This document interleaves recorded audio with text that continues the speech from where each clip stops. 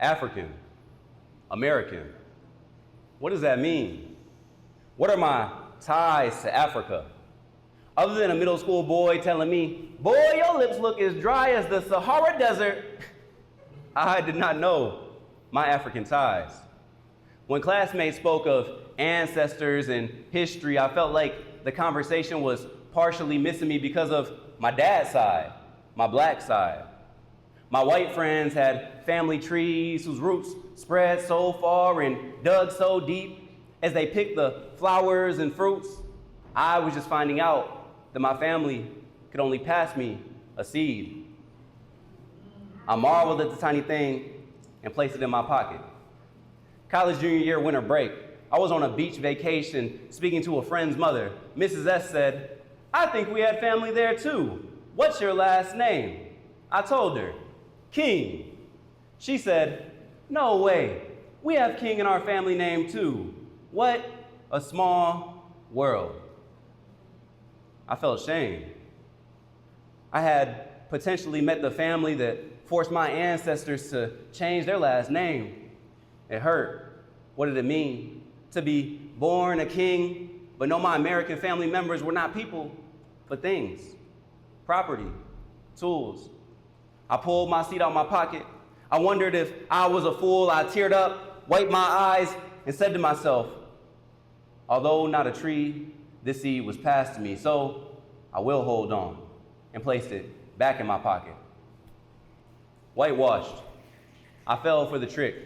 You see, this is a strategy to distort our history, to bend and twist the branches of our family stories until the limbs snap and break. The miseducation brought shame. Millions of black identities flattened into a two-dimensional plane or a five-letter word, slave. I pulled my seed out of my pocket. I clutched it and felt a million personalities begin to course through my veins. I placed it back in my pocket.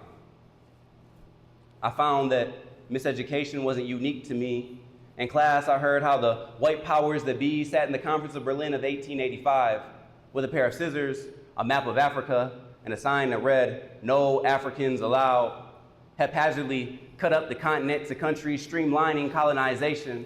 This practice in relation to the paintbrush the Federal Housing Association used to paint red lines throughout our American communities, both practices breaking up our unity, or how they whitewashed the pharaohs in our history books, stripping away the bronze skin and coarse hair.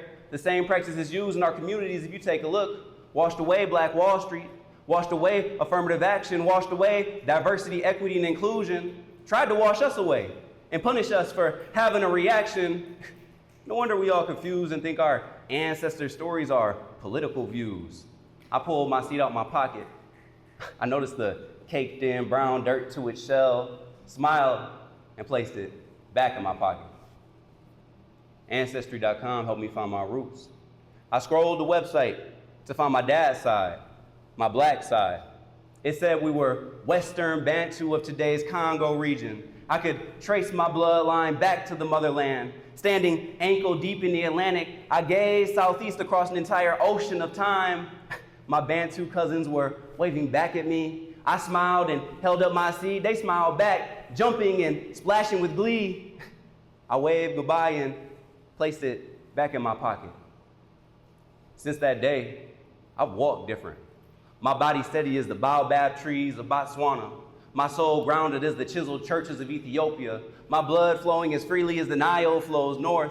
My words thunderous as Zambia and Zimbabwe's Victoria Falls. My mind focused on Ubuntu.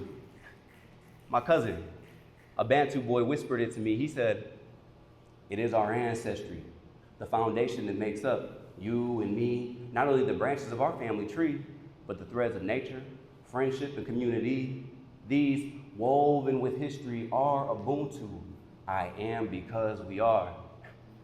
This was the soil of which I would plant my seed. I pulled it out of my pocket, dropped to one knee, grabbed a handful of earth, and placed the tiny thing in the Garden of Ubuntu. It's taught me a lot. I've learned that my African ancestry feeds to my American family, that there is no shame in my great-grandparents because their souls could never be reduced to a two-dimensional slave. that miseducation wasn't unique to me, but a tool to divide us today and throughout history, that a Bantu boy walks with me every day, that Ubuntu guides me every step of the way, that the cradle of humanity carried the answers I had seek, tying our stories to one another, interwoven within our genes. Our DNA is African. That is what it means to be African American. Thank you.